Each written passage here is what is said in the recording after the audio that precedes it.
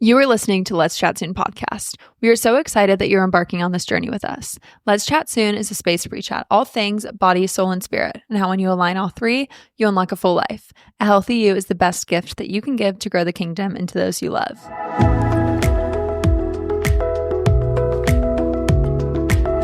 Welcome back to this week's episode. My name is Alexis. And I'm Mackenzie. I had a rough morning. I feel like I need to say this. We're honestly shocked she's here. I didn't think I was going to make it. I don't even know, I guess I'll just say it. I literally woke up with one eyeball and the other one was broken. Fully not functioning. The worst eye pain I've ever had in my life. I don't know where it came from. I literally just woke up. I would be sitting there and then it would be throbbing pain. My eyes watering. I'm crying. And then 2 seconds later, it was fine. And then 5 minutes later, it would happen again. And I'm like, okay, I might die today. Didn't go to work and called my mom, of course, immediately. And I'm like, Mom, take me to the doctor.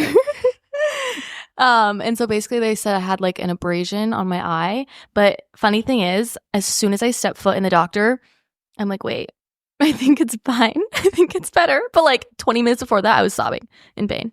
It's funny how that works. Yeah. I was like, oh. Do I really have to go through all this? Thank you. That's so embarrassing. Awesome.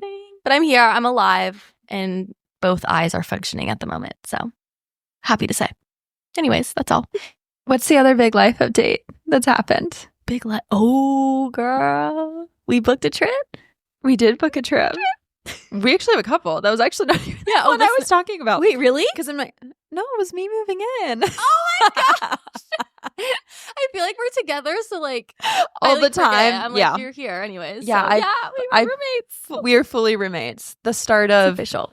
Yeah, until we move to Asia. Yeah. And then we will be obviously roommates in Asia. Yeah. No mixed dorms, no roommates with a ton of other people. No. Just the two of us. Just us side by side. Conquering the world. Yes. As she was moving her stuff in this morning, she was getting out her supplements and her tea. I'm like, I love that we can mix our wellness things. And I'm going to be learning from your stuff and you can learn from my stuff. And we can just, create a wellness oasis in the frat house. In the frat house. Again, nobody probably has any context of what that is. I know. Because we just sit in our little corner and it's not a frat house. Yeah. So I call it a frat house because it's this big empty condo. These are the 2 chairs. These are the old, literally, this is all we have in the frat house. Nothing else. It works. When I was in my depressive episode for the last month, this place was disgusting. I'm surprised there wasn't cockroaches roaming around. It was gross, honestly. It was disgusting. But I took a couple days and put some rubber gloves on and got to work to make it livable for us. So it looks good now. Yeah. Okay, well, let's go ahead and jump into today's episode. But I was listening to some other podcasts, so they were very much starting the podcast being like, hey, thanks for being here. And I'm like, oh, wait, we should probably check in with our audience. I feel like we always do that at the end, but honestly, half the time I don't listen to a podcast through the end. Mm-hmm. I hope you guys stay till the end. But if you don't, hi, hello. If you've been a listener for a while, we are so grateful that you are here. We would be so grateful as well if you would swipe down below and leave us a review.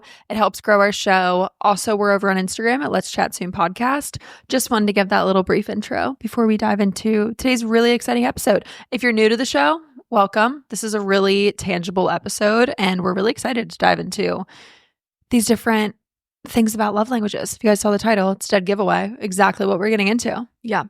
I love this topic. I do too. I feel like I need to know, I already know, but for the listeners, what are your love languages?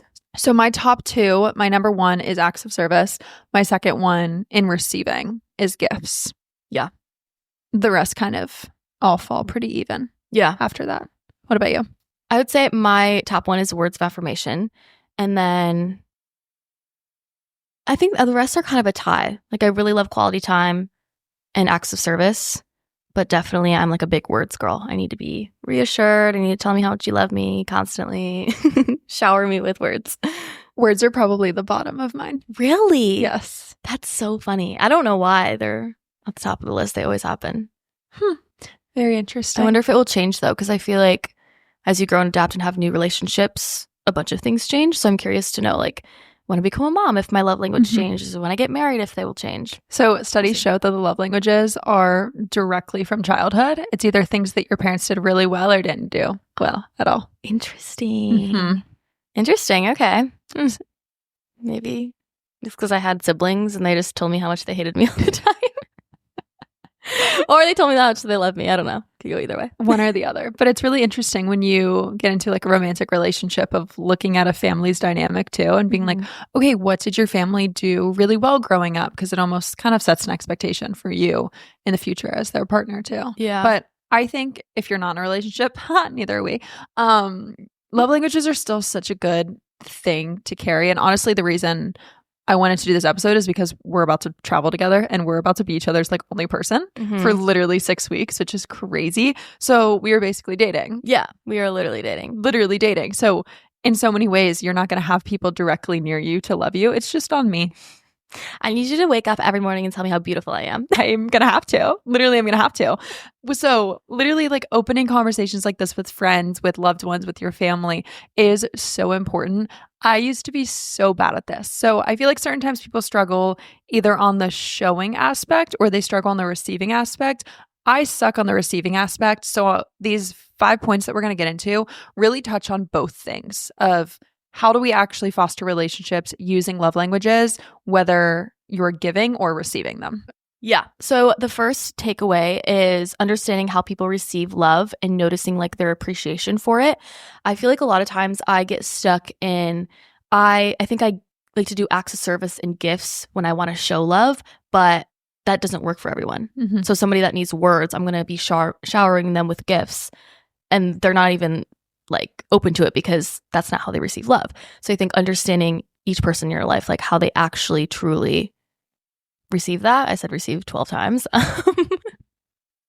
And you can tell too with people, like directly looking at their body language when they receive something, whether it's receiving an act of service, it's receiving a compliment, it's receiving physical touch, you can tell differently. Like if you're trying to figure out like, oh, I don't know what my partner is, they won't take the test, they don't really know, they say all of this is important, or even your friend, do every single one of these things and see where their appreciation is the most. Yeah, that's really good because I do have a lot of people in my life. They're like, oh, all of them. Like, no, anyway, no, that's not true. That's not at your core, like what you feel, but definitely. It's definitely good to practice. The second one, more in line with those who struggle to receive things, is learn to say yes and actually accept things in your own love language. This was one of the biggest struggles for me about 2 years ago. I realized how bad I was at this. I also show love in the same way that I receive it. So I am the first person to plan everything. I'm so type A. I show love through planning itineraries. Like a weirdo. Like truly so weird. You guys should see the Asia itinerary. I've never seen a breakdown like this before in my life. It's intense. Like we just booked the flight today and it's already 9 pages. 9 pages.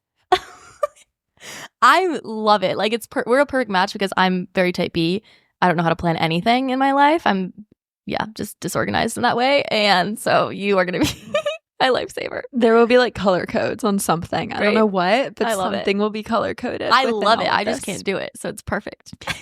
Yeah. To say that I don't know how to let other people do that might be a little bit of a control issue that I have as well, with mine being acts of service. But take control, girl. I also feel loved when people show acts of service to me, but I'm like control freak where I'm like, no, I want to be able to like serve others. I want to be able to serve myself. I don't want anyone to do it. I'm good. So 2 years ago, I realized I was so hyper independent, and people in my life are like, well, Mackenzie, I don't even know how to love you because you have this like wall up where you just do everything yourself. And I realized like, oh shoot, like I was raised to be really independent. Went to a Montessori school. It's a really good thing. Like a lot of people look in my life and be like, you're so dependent. That's awesome. And I was like, yeah. Or so independent. Be like, yeah, independence is great until you don't know how to receive love.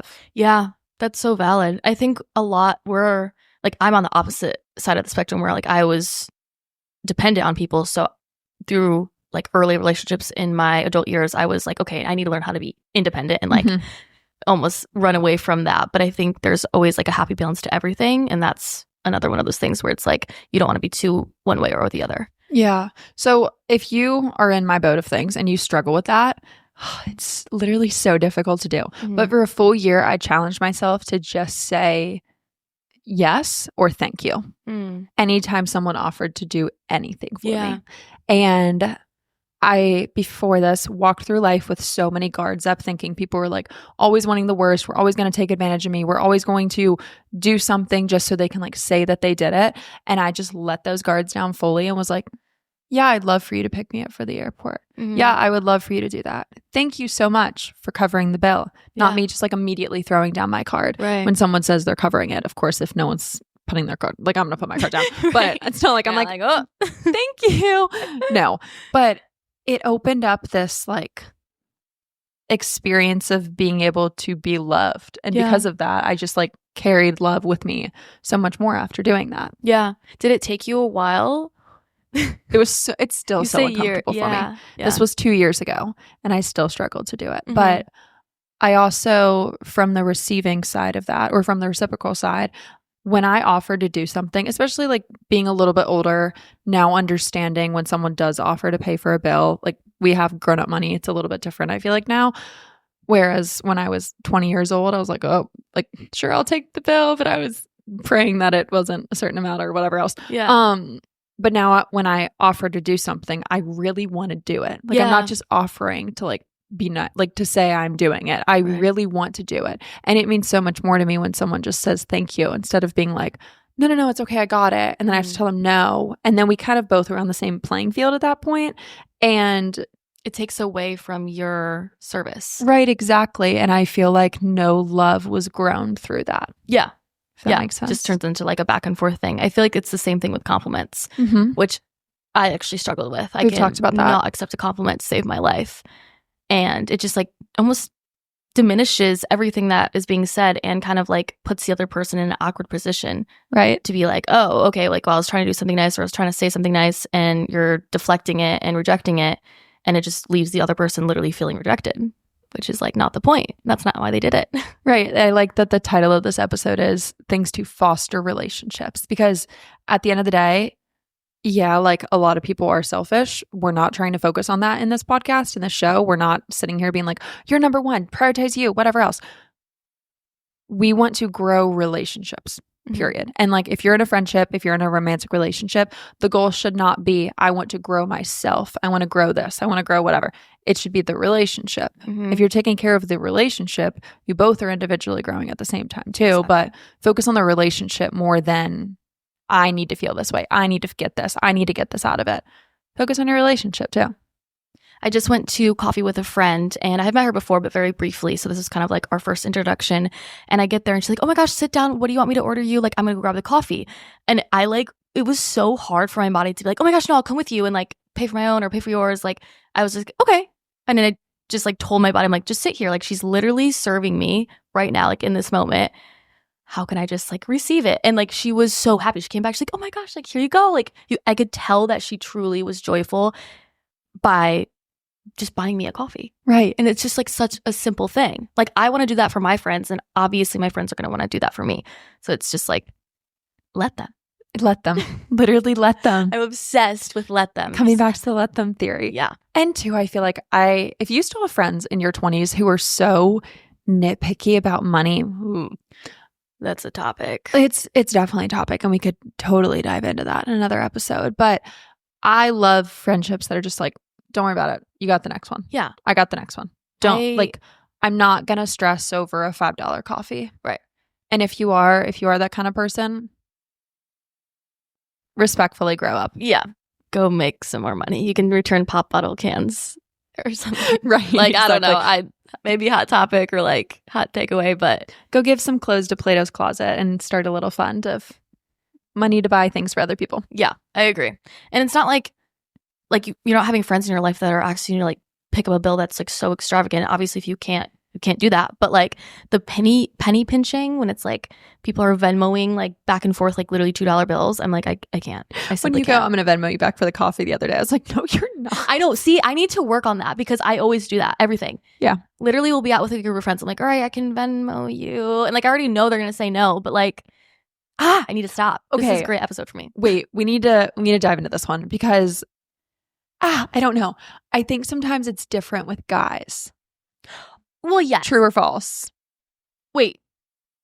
For when like it depends, like guy friends or dating or I don't know. I guess either. yeah. If I'm on a date, I honestly don't offer to pay. I don't either. I mean, I don't know. Yeah, that's my take on it. Like especially if they invited me out, they asked me out, I used to offer all the time. I typically will try to pay on like a third or fourth date. Yes, 100%. Or I'll try to pick up like if the next date we go for smoothies or like an activity or something like that. Like, yes, especially if I ask them to. Right. Unless the guy I'm dating has explicitly told me, you leave your wallet at home. Mm-hmm. Which is the hottest thing in the world, I might have to say. But unless they've done that, normally I will attempt to do so. But I think the offer to men is nice and is a little bit more different because I do think so, yeah. In friendships, you're always going to kind of be going back and forth, hopefully. Like I think if I had a friend where I was always the person being like, don't worry, I got you. Don't worry, I got you. And they never offered back. Eventually, like you stop doing that. But I think with guys, they're I don't want to say should be, but I want to say they should be picking up the bill 80-90% of the time where the offer is nice if they're doing that once in a while, the majority of the time. Yeah, no, for sure. I also think you need to be intentional about this because if you have a friend that's constantly offering to like pick up the bill and you're not, that needs to be something that you're like are aware of to do it the next time. Because like I'm a very forgetful person. I'm oblivious when the bill comes. I'm like, oh, do. And so if somebody's like constantly offering, I need to like actually be aware of that and be intentional to offer the next time. So like don't just let your friends always pick it up. Right. That's a good point. So the next one is ask for what you need. So you don't have to be the person that's just okay all the time. Like you can have needs and express them. And I think we oftentimes shove these things down, like our love language is down, or just love in general. We shove, like love is an action. Yes, you can be in love with someone, but love at the end of the day is an action. It is a verb. We need to be actually actively loving people. And we all need love. And if you, again, coming back to if you want a relationship to grow, you need love. Like you need to be showing love and you need to be receiving love.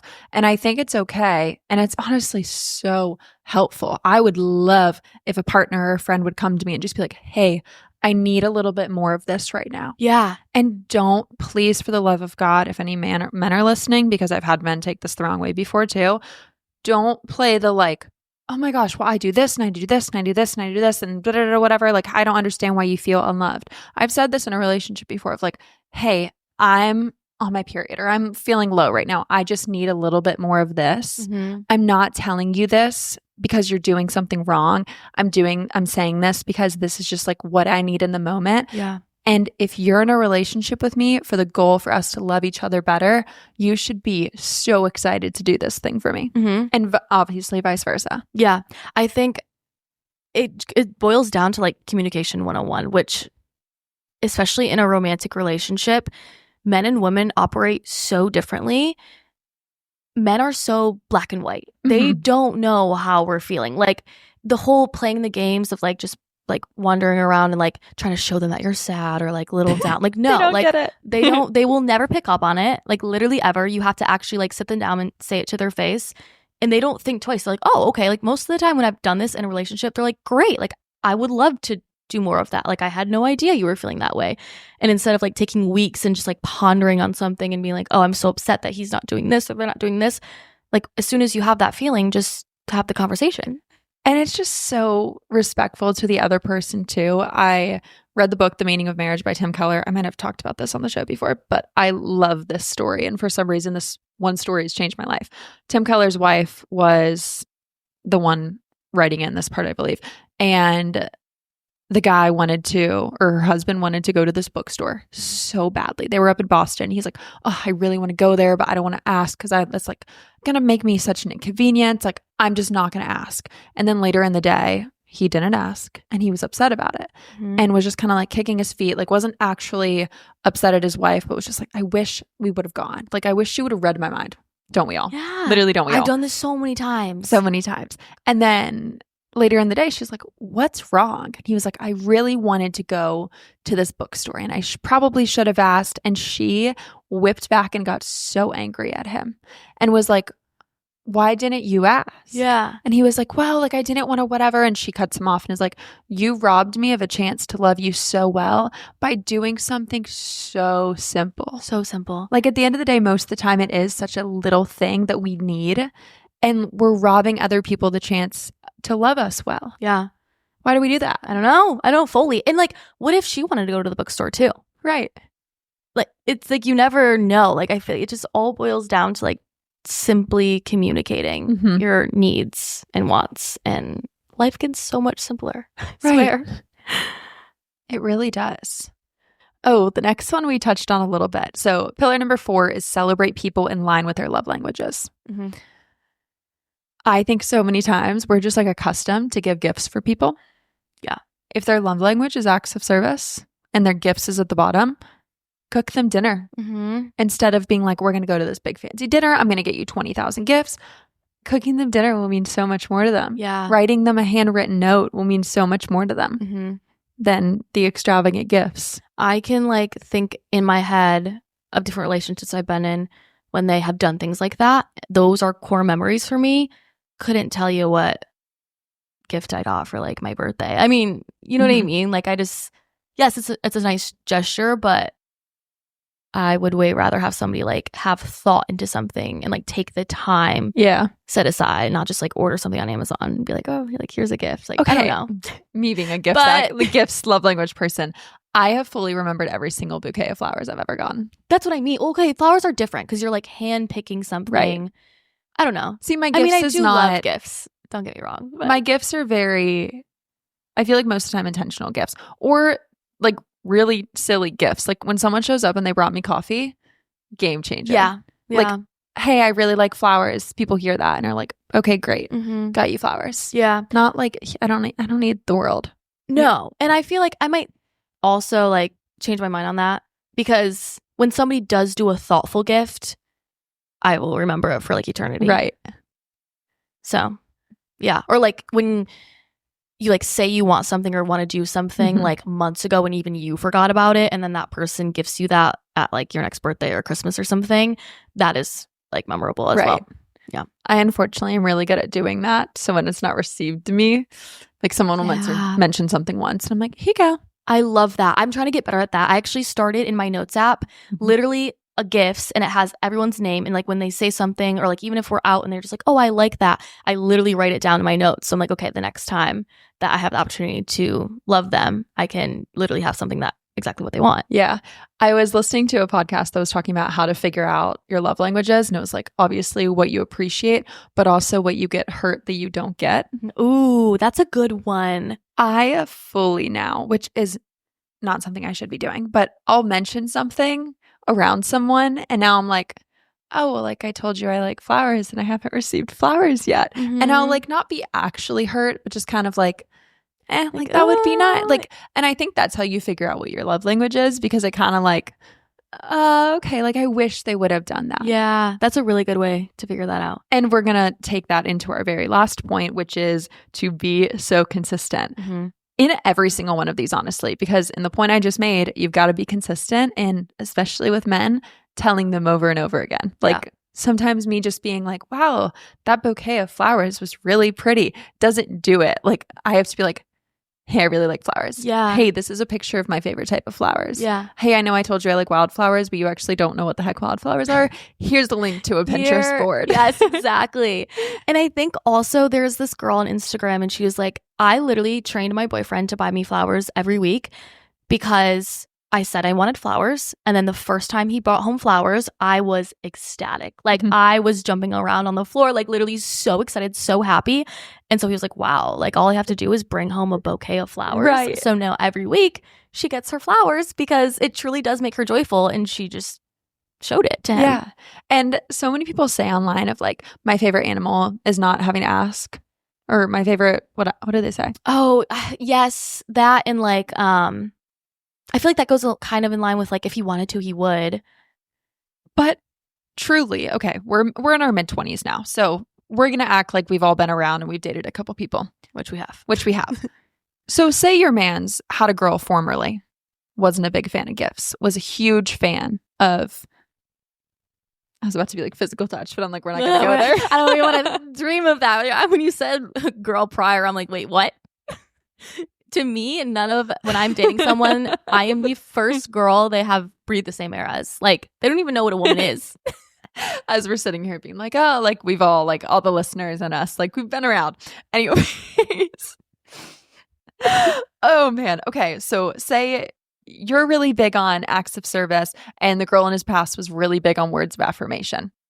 Couldn't have cared less about acts of service. So he's continually doing things for you. He's like complimenting you, doing all of these different things, maybe in some words that are slightly cringy to you. And you're just like, no, this isn't doing it for me. Yeah. And you're like, well, if he wanted to serve me in this way, he would. He is.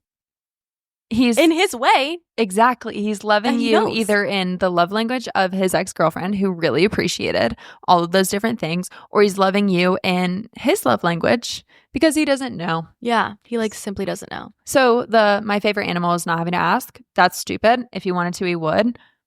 That's stupid to an extent. To an extent, yeah. Like there's certain things where it's like, okay, obviously. And sometimes you just get lucky with guys. Like certain times you date a guy who does have the exact same love language as you, so you don't have to ask. And they're just perfect. And you're like, wow, this is amazing. Or their mom raised them really well and just taught them everything they needed to know, which is also amazing. I like am fully, for my future sons, I'm going to put them through like courses. Many courses. Yeah. Here's how you notice what her love language is. Here's how you pick up on this. Here's how you serve her in that specific love language. Yeah, fully. It's very cool. So let's briefly go through these again of 5 key takeaways of how to foster relationships through love languages. So the first one was to understand how people receive love and like notice their appreciation on those said things. Learn to say yes and actually accept love in your own love language. Ask what you need and understand that your needs are okay to have. Celebrate people in line with their love language and to continue being consistent. I feel like if you do those things, you are going to see like a 10x fold in your relationships. And I feel like we touched a lot about like romantic relationships, but this is everything. Relationship with your mom, relationship with your brother, your grandma, friends, like even work relationships. Like there's just these tips right here you can put into any category of human connection and see it just like flourish. These specific tips helped my relationship with my parents more than anything in my life, truly, because how I was touching on the point of like my hyper independence as a kid, I fully asked my parents a few years ago when we didn't have a super close relationship. I was like, why don't we have a close relationship? And they were like, we feel like we can never actually reach you because you're so hyper independent. And that was kind of the moment where I fully threw down my pride and was like, okay, cool. And I realized that maybe their strong suit wasn't acts of service. So I started asking for what I needed. I started letting them love me by like setting up things of being like, hey, can you grab that for me? Yeah. That sounds so simple. So simple. But that's how it is. But they would grab a pen for me and I'm like, wow, I feel loved now. How freaking ridiculous is that? But it's so true. It is. Yeah. Like sometimes you do have to set people up to love you well. And it works. Yeah. You're like, oh, great. Everything is okay. Ask people to pick you up from the airport or just post obnoxiously about the fact that you love to be picked up from the airport on the internet and hope that someone picks up on it and doesn't leave you stranded at the airport. No, if Mackenzie is ever at an airport, like us as a world has done her such a disservice because that is so truly near and dear to your heart, which I love. There's like nothing that can hurt me more. And also I think like certain times people are like, oh, well, you travel so much. So like you've got to figure out a way around it. And yes, I totally do. But I so hope the day that I meet my future spouse, he is picking me up at the airport because I am also the girl who gets back from a trip. And yes, I love to travel, but I sit in the airport for however long I'm like waiting for an Uber or whatever. And I just watch these families like reunite. I was going to say, it literally. I do that all the time. Oh, it's such like a romantic thing, even if it's just like your family picking up. I don't know. There's something about an airport. It's like the saddest and happiest place on earth, I think. Because when you're saying goodbye, there's nothing worse than like seeing a family send off like their youngest daughter or seeing two people in a relationship like hugging, kissing, crying. So sad. I did long distance for a while and my ex lived in California. And so we had multiple occasions where it was like, I hated the airport. Yeah. But then a couple weeks later, the airport was the best thing on earth because you're like running through and like reuniting. Right. Oh, right. I love it. Exactly. Yeah, no, it focus on those things. And also I think it's taken me a long time to get here. I think a lot of times I would just be hurt over it. And I'm like, why am I hurt over this? Yeah. Like, that seems silly. And again, the love languages, the getting a pen, the airport pickups, whatever. Like, I think that shows that I am self-aware too. Like, if you're like, oh, I don't know, I appreciate all of these things, you need to do a little bit more self-evaluating. Yeah, no, fully. I think it starts with like self-awareness and then it goes to like communication skills and then the like actually act of like playing these parts out. Right, exactly. But yeah, I love this topic. I'm a hopeless romantic. I love love. So I love seeing it in like every area of my life. It truly is, I feel like, the foundation of life. Like, imagine if we were just humans floating around existing with like no connection and no love. We would be robots, I guess. Yeah. Which is sounds horrible. So I think you can take these things, use them, write them down, study them, learn them, and yeah, just watch your relationships grow. Yeah, absolutely. I get questions all the time of people asking me in terms of my friendships, like, how did you get such deep community? How did you whatever? 2 years ago when I moved here, I built a friendship, or I built a community that was based on airport pickups. And whatever that looked like in someone's life. For me, it did look like airport pickups. But for other people, it looked like going to the grocery store with them and spending quality time with them. Or it looked like writing sweet notes every single week. And we like genuinely lived that out as a community. And now those people, like within 4 months, I became some of their best friends. And they're still some of my best friends. And it's like, you kind of like, you've got to put in the work if you want to grow a relationship, a friendship. And I really hope that these 5 tips can kind of help people really grow in relationships and, again, focus on the relationship over anything else, because there's such joy in that. Like, we don't just want to be okay. Like, sure, we're okay without these things, but we don't need to be walking through life okay. We can be walking through life with so much more joy. Exactly. I love it. Thank you guys so much for listening to today's episode. I hope you enjoyed it. I hope you got something out of it. If you want to give us some love languages over here, send us. You guys heard Alexis. She is a words of affirmation person. So if you would like to fill her cup, leave us a nice review down below. Simple is fine. Go in depth, whatever. Maybe throw in that I'm pretty in there. I'm just kidding. Meanwhile, I'm an acts of service person. So if you would like to serve me well, share this episode with a friend. Yes. Perfect. We love it. We're already implementing what we talked about. Literally. And we are asking as well. Yes, so we're doing all the things. This is and us we're going to asking. be accepting. Don't worry. We will be joyful when you guys hit the follow button, send it to a friend, or leave us a review. We love you guys so much. Thank you for listening to today's episode, and let's chat soon. Bye.